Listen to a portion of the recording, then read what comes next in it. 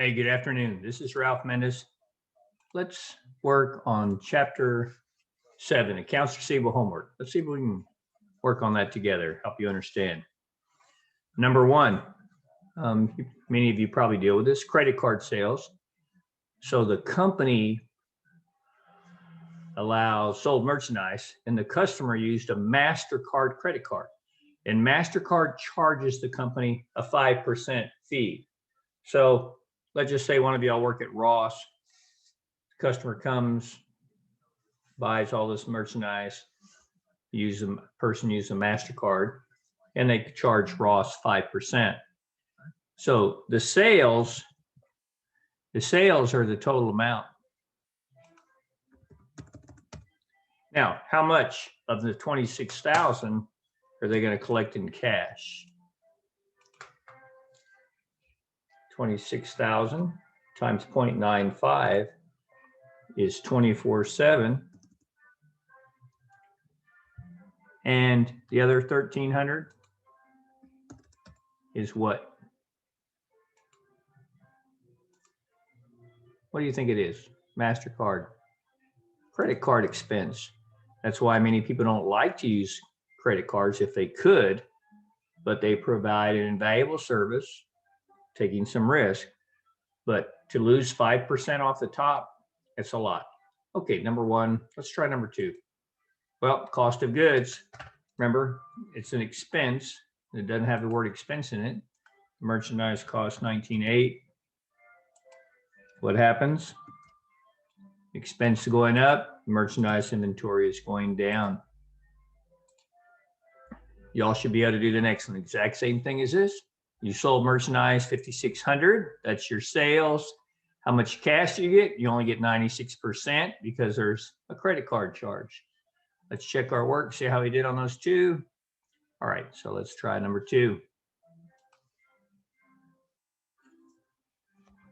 Now, students have a little bit of trouble with this chapter, so you need to realize that we're dealing with accounts receivable, but then there's several ways to write them off. So you either have the direct write-off or you have the GAAP method known as the allowance method. And the reason why that's hard is like you have 3 methods within the GAAP method. So within the allowance, you could have based on your sales, you could base it on your receivables, you could base it on how old your receivables are. So the direct method is what most of us small companies use. And let the word help you, direct. We just directly write off someone's account. Solstice company determines on October it cannot collect $54,000 of its accounts receivable for its customer more. So it's an expense of doing business. It's a bad debt expense. Bad debt expense. We're gonna take write off $54,000 on our income statement. Look, it's an expense. It reduces your income. And let the direct method help you. You directly use the person's name, accounts receivable more. The direct method directly writes off this person's name. So, all right, so now let's go on.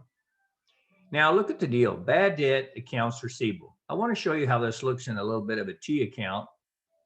So let's go over here and let's just say that Moore owes us $1,000. Well, when you write it off, remember that's an asset, so it's a debit.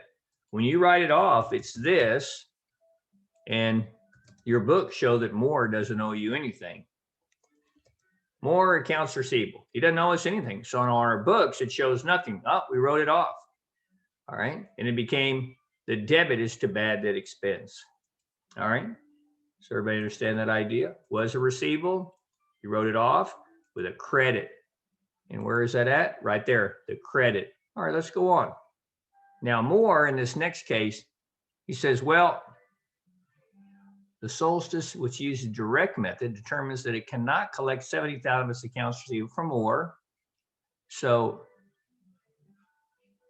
and then on October 30th, Moore says, hey, I got a job, I can pay you back. But here's the thing though, you already had written it off.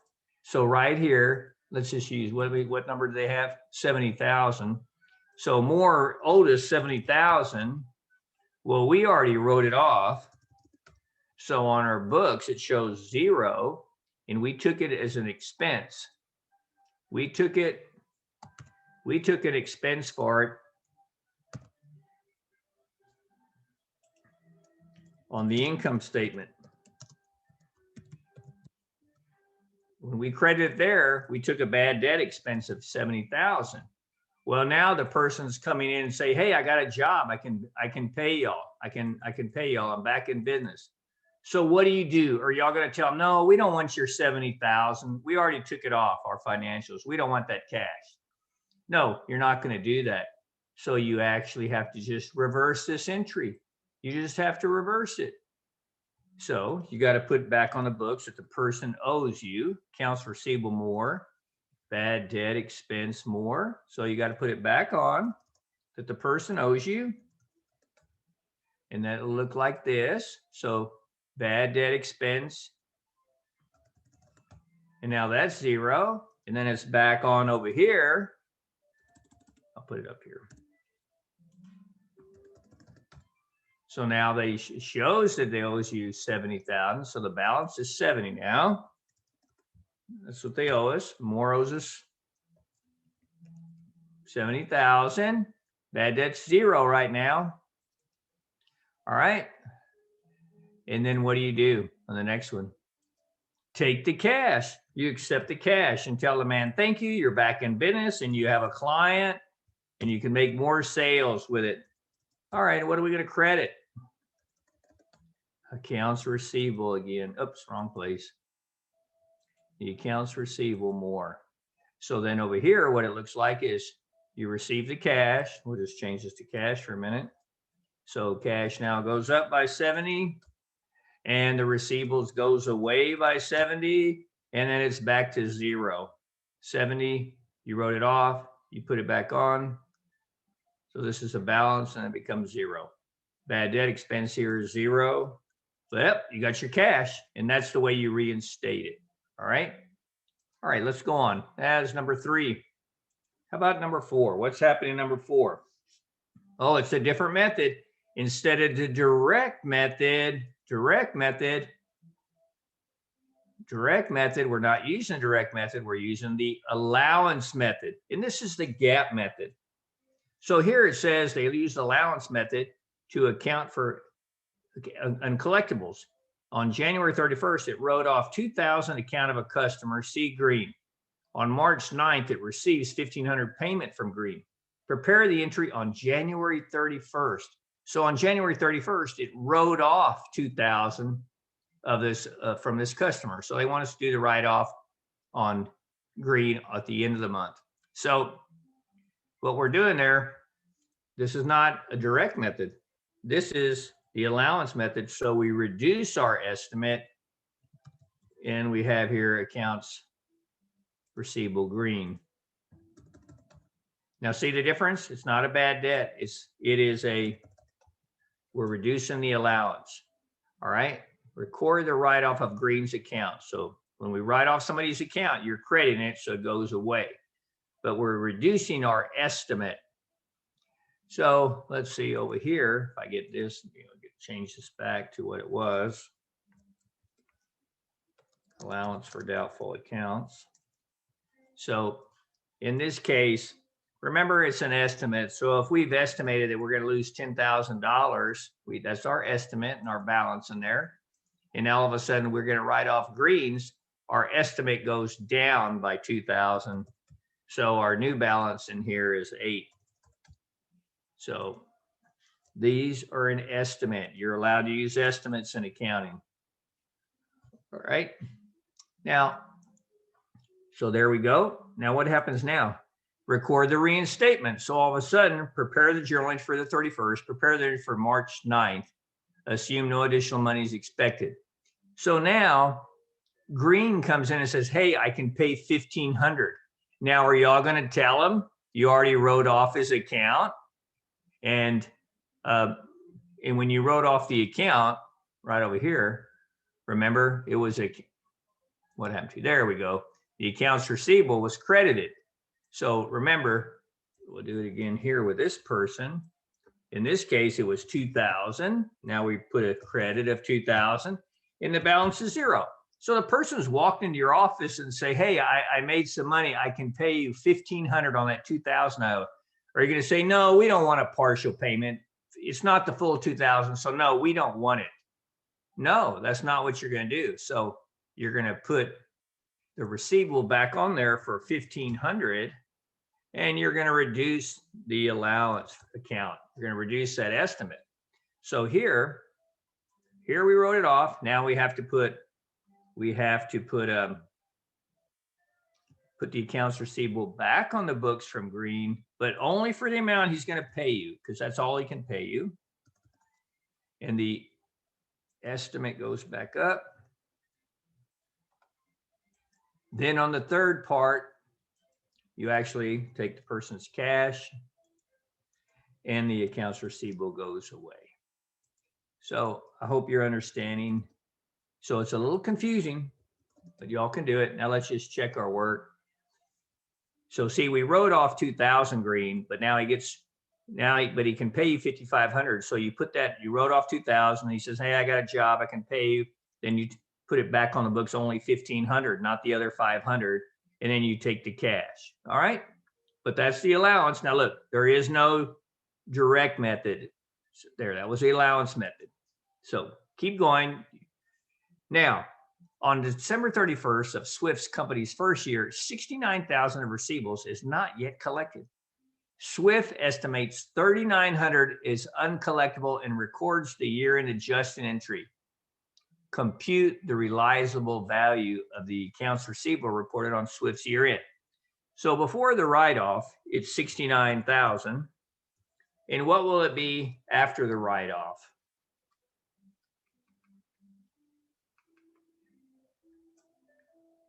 Oh, let's see here. Compute the realizable on Swift. It writes off. Oh, this is but this is the net realizable value. So 69,000 minus the 39 that it thinks is uncollectible. So it'll be 65,1. Now, how did I get that? Keep these numbers in your head. 69,000, 3,900, 6,900, 69,000.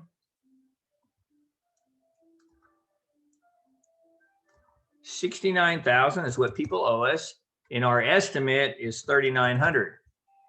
So the total receivables is 69, and the allowance is 39, but they want to know the realizable value. And the way to find their net realizable value, realizable value is what your total minus your allowance, and that is called the net number.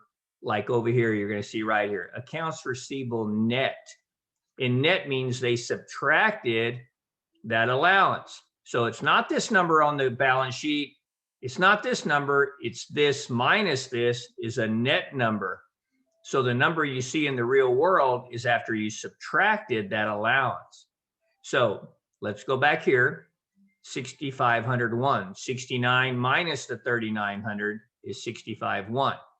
Now they want you to write off a customer's account, 500. So watch what happens. The allowance is debited for 500, and this goes down by 500. So now this becomes 68.5, and this is now 3,400. But you see the net realizable value hasn't changed, because look, 68.5 minus the 3,400 is still 65.1.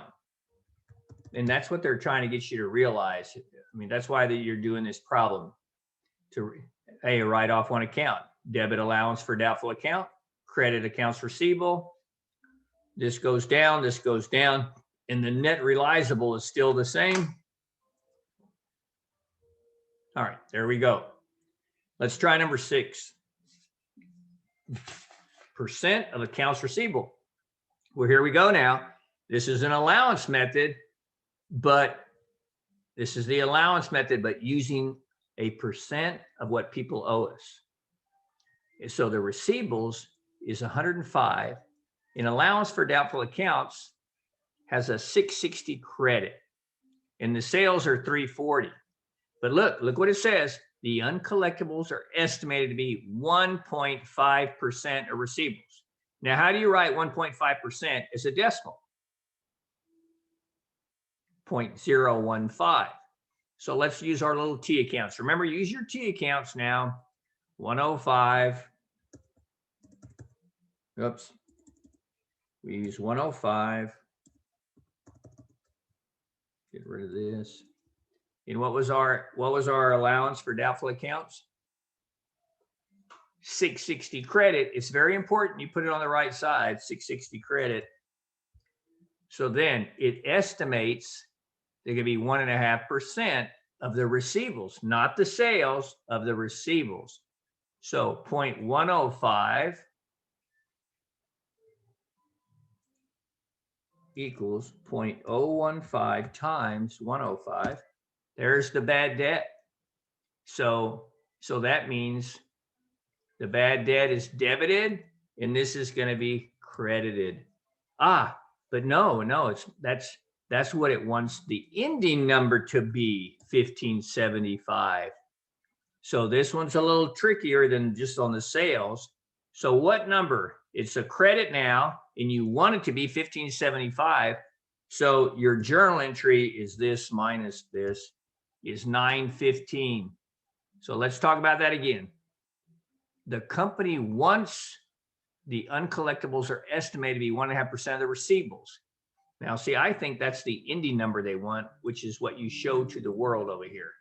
You show this to the world. And by that, I mean down here in the notes, here I am on page 47 of Amazon, the allowance for doubtful accounts. Here are the amounts for Amazon, 495 million, 718 million, 1.1 billion as of December 31st, 2020. This is just 3 months ago. They estimated they're not going to collect 1.1 billion. And that's what's subtracted from the total receivables to get the net receivables. All right, so now in our case, I think the journal entry is 915. Bad debt expense, allowance for doubtful accounts. And let's check my work. Oh, thank goodness, got it right. All right, so make sure you understand 105, you multiply that by 0.105 is 1575, but that's not what it wants. It wants the ending to be 1575 to the world. That's what the world is. So your journal entry is the 915.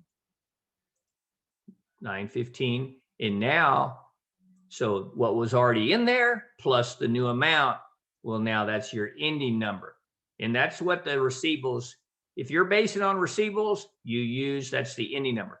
If it was based on the sales, it doesn't care. It just, you add it to it, whatever it says. And you'll see that in one of our problems here. All right, let's keep going. Percent of sales. So here, we're going to see it right now.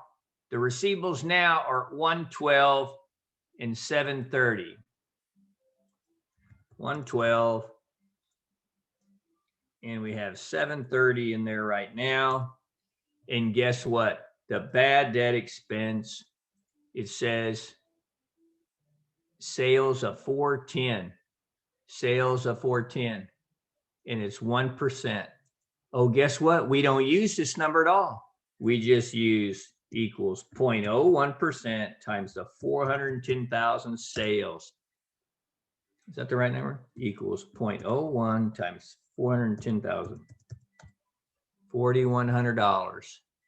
And there was already 730 in there credit, and you add another 4,100.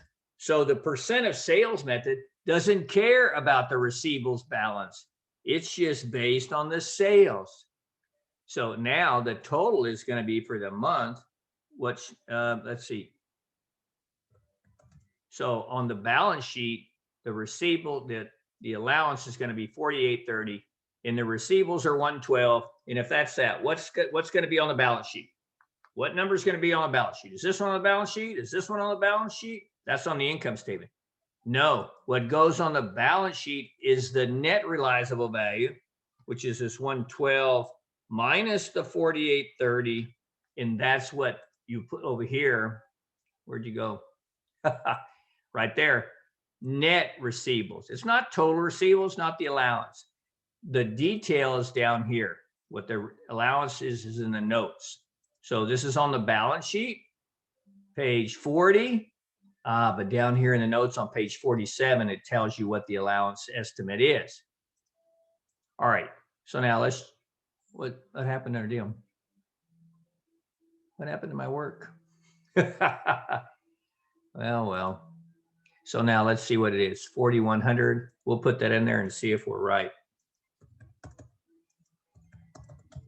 Right? Is that the numbers we want? So, and it's bad debt expense and the allowance for doubtful accounts. And we'll see, you know, all we did is multiply by the sales. It didn't matter to us that there was the credit in there. You have to base what's on there when you use the receivables method, but we didn't use the receivables method. We used the sales method. All right. Okay. Very good. Let's keep going. 8. Percent of sales write-off as of year end estimates bad debt 0.8 of a percent. So that's 0.008 times that. Jan records this bad debt expense for that expense on the following February, decides that 364 a park is uncollectible and writes it off as a bad debt. On June the 5th, Park unexpectedly pays the amount. Well, on December 31st, 0.008. So it wants that entry that we wrote off. So 0.008 times the 727 is 58.16. Remember, the percent of sales does not care about what's in the receivables account. It just percentage of sales. In bad debt expense, allowance for doubtful accounts. Then what happens? So that's December. Then what happens here is write off Park's account is uncollectible. When? On February. So like 30 days later, it says 364 is uncollectible. So 364, and what does it do? Allowance for doubtful accounts and accounts receivable is Park. So because it uses the allowance method, and you know that because it says percent of sales are receivable, so it's not saying bad debt. Remember, we estimate the bad debt way back here. Now, a month later, we say we're not going to collect this account. So now Park's got a job 3-4 months later, and he says, hey, I can pay you. So are you going to tell him, no, I wrote you off back in February, Park. I wrote off your account. No. So you just put accounts receivable Park, accounts receivable Park, allowance, you put it back in the estimate, 364, and then you thank the person for their cash, and hopefully you have your customer back and you can keep doing business. So it's real honorable for a person when they get back on their feet and they come and pay you and everything. You know, it's nice. Okay. All right. What happened to accounts receivable Park? All right. Let's check our work. Here we made our estimate. This is an estimate. This is an estimate. It's an estimate. It's not a real person number. This is when you're writing off a person, but you're saying, hey, Park can't pay us, but it's not the direct method. This method, allowance, is what big companies use, as you can see right here, accounts receivable and others. Okay. And it says right here, receivables are considered impaired and written off when it's probable. The allowance for doubtful accounts, right here it is. You know, this is real world things we're using. And now you're going to be able to read this. US GAAP. Okay. All right. So now let's see what happens next. Number 9, aging of receivables. Now, I don't know if y'all picked it up, but when Miss Rosentina Aranda, the vice president of Frost Bank, she said when she wants to see the accounts receivable in your meeting, and what that means is telling you how old it is. You know, she doesn't want to just know, oh, people owe us $1 million. How old is it? How old is that receivable? So what this tells you is, hey, this is 0 days past due. So our terms, let's just say our terms are, this is perfect because it's the end of March. So that means, let's just say, hey, we allow people to pay us in 30 days. So this would be the March sales. which means it's not even due till, April, and we only lose 1% of that. Now, this would be what we sold in February. So this is our March sales, not past due. February's past due because it was due in March, and March is over tomorrow. So this means it's past due. This would be January's business. This would be December, and this would be November. So what they're saying is it gets older and older and older, we lose a bigger and bigger percentage. So please, a little bit of math involved. So you just have to put 85,000 not due. And most people have never seen this before in aging. So what we're saying here, people owe us 8,500 over 3 months. 90 days is 3 months. Well, what's the percent you're going to lose? So here we're going to lose, we think we're going to lose 1%. And here we're going to lose 2%. And here we're going to lose 4%. And here we're going to lose 6%. And here we think we're going to lose 10%. So this is added up for you, right? So we think, estimate the allowance. No, it's a credit. Remember, it's always a credit. So we think we're going to lose 1%, $850. 2%, oh, got the wrong number. 2% of 23,000 is 460, and 4% of that, and 6 and 10% of that. Now the total people owe us is 132. But the older it gets, the less likely it is going to collect. So we want our number to be 6440 on the balance sheet because this is based on receivables. It's not the percent of sales. Remember, right here, Amazon, the allowance for doubtful accounts. So we want our allowance account to be 6440, which means we want it to be 6440 down here. We want it to be 6440 at the end. Okay, now here, I think we said, I think we said our receipt was 132, right? 132.5. So 132.5 is our receivables, but we want our estimate of what we're not going to collect to be this. So they're not going to see this number. They're not going to see this number. They're going to see the net realizable value, which is this minus this. Now, how do we get there? Well, estimate the balance for the agent. Okay, we did that. Now, prepare the adjustment entry, assuming that there's already 1,500 in there. There's already 1,500 in there. So there's already 1,500 in there. So what do we need to get to this ending number? How much do we need? We need this minus this because it's already a credit. Let's make sure it's a credit. It's a credit. You see, if it was a debit, it'd be over here and you'd have to add. If it was over here and you wanted to end up with a credit, you'd have to add this about 8,000, but it's not a debit balance. So look right away. There's our credit. There's our debit, bad debt expense allowance. You can actually see what it's going to be. So we go back here and we actually do the journal entry. Bad debt expense, allowance for doubtful accounts. Oh, 4940. And I hope you will use T accounts, and I hope you will use Excel. And let's check our work.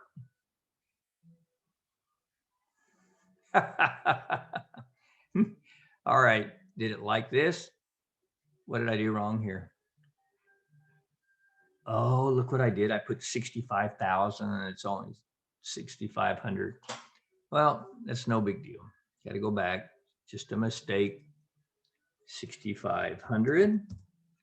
And now it's 2930 I want. So I want it to be 2930. So now it's just 1430. And I go back here and I want it to be 1430.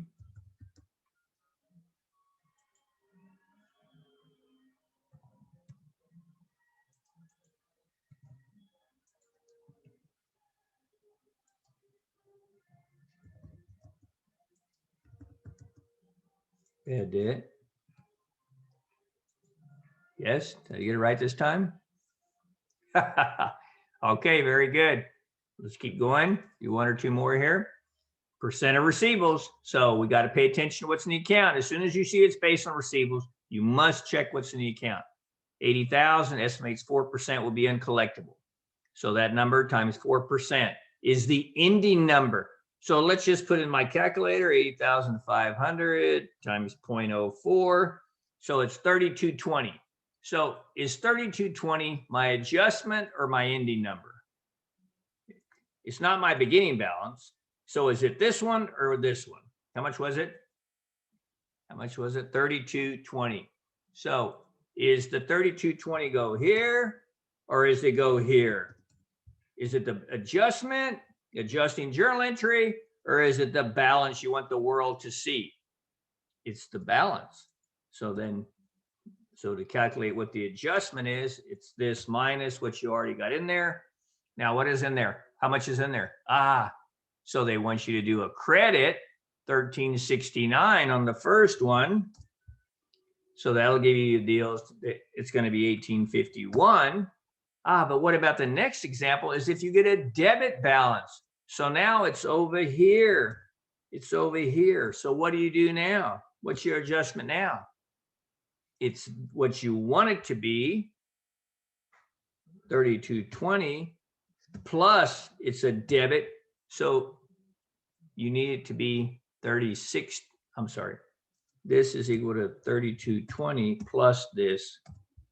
And then you'll end up, no, I want it to be, I need it to be 3220. So it's equal to this plus this. And there's what I need it to be, 3623. And let's just see, 36. Oh, that's if it's a debit, right? So I got to get the other one. 3623, 3623. And on the first one, it's subtract. The first one, it was subtracted. And this one is where it already had, how much did it have in it? 1369. So I think that one was 1851 if I was thinking right. And now I'm just going to check my work, see if I got the numbers right. Yes. So see, so there's the bad debt, allowance, bad debt, allowance. So remember, and this is if you have a debit, you have to add it. And if it's a credit, and I hope you can see it on here. So if it's a debit, to get it to a credit, you got to add 3,600 because it's this minus that will be your balance, remember? All right. Number 10, do a couple more here.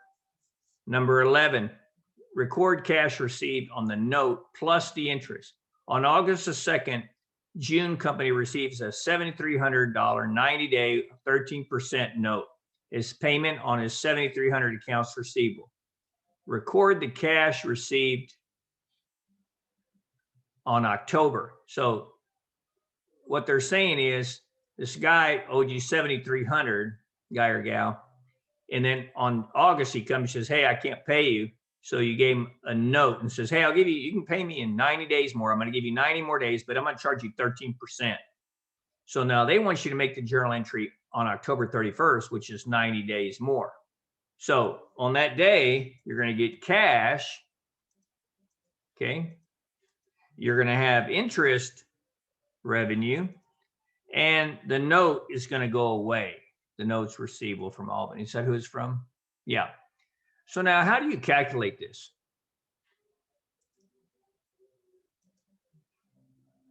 So let's just say interest is equal to principal times rate times time. Principal, 7,300 times, what was it, 13% in 90 days. But you have to divide the 90 by 360. So it's equal to 7,300 times 0.13 times 90 divided by 360 because it's a fraction of a year. No, I still did it wrong. Equals 7,300 times 0.13 times 90 divided by 360. So 237.25 is what I think it is. 237. Am I right? Let's see what it is. 7,300, 30%, 2,300. So let's just see. So the cash he got should be 7,300. That goes away, that note. And it should be 75.37. So let's just see if I'm wrong. All right, so did you understand the formula? Principal times the rate times the time in days divided by 360, because those are days, but the rate of interest is expressed what? What is not said? 13% per what? 12% per when? 5% for what period of time? It's per annum, per year, and these are in days. To convert that to a year, you got to divide by 360. All right, so now that's 11. Do we need to do another one? Y'all should be able to do this now. Record the year and adjustment related to this note. So Dawes accepts a 16,045-day note on December. Well, 45 days means it's around January 15th, right? Everybody see that? 45 days, you're going into the next year. So on the first journal entry, they're wanting you to record the fact that you have interest receivable that you're not going to get till next month and the next year, and you have to record the interest revenue. So see, God darn it. So you have interest receivable on the balance sheet, and this is on the income statement. Well, what's the number? Principal times the rate times the time. Principal times the rate times the time divided by 360. So it's around $180 for that many days, okay? Now, in 15 more days, you're going to get this. Let me see if I hear it. See, December the 1st, December 31st. So this is 1 year over here, but you're not going to collect the money till over here 15 days into the new year. So it's over here you get the money, but you still have this interest you've been earning over these month of December. So you have to put that on the books. Hey, we earn $180 of interest. Well, what happens over here on the 15th? On the 15th is payday. So they got to give you all the cash. They got to give you all the money. So if you don't mind, let's see. Let's see. Let me just see if I did it right. 16,000. I probably did it wrong. Times 0.09 times 30 divided by 360 times 30 divided by 360. Oh, it's 120. I messed up. 120. The 180 is for the whole time, didn't it? So on the next day, you're going to get here. This is going to go down, and this is going to go here, and the note's going to go away for 16,000. And how much cash are you going to get? So you should get cash of 16,180. The interest receivable goes away. This is the interest revenue for the new year for the 15 days. And this was the original note. So let's check our work. So we record the interest, but we didn't get no cash this year. We don't get it till the next year. But the receivable goes away. And that was just to make sure you put the revenue in last year. So part of the revenue goes in last year and part of it goes in this year. All right. And that should just about, let's see, honoring a note. So here, they want y'all to input the thing. So accept a $10,000 note, principal. What's the rate? And the time, I'm hoping it wants days. So did it do the math? 180. I'm sorry, I put the wrong time in. So see, 100. Oh, you have to look at the drop arrow. There you go. Got to use the drop arrow. Oh, that's total through maturity.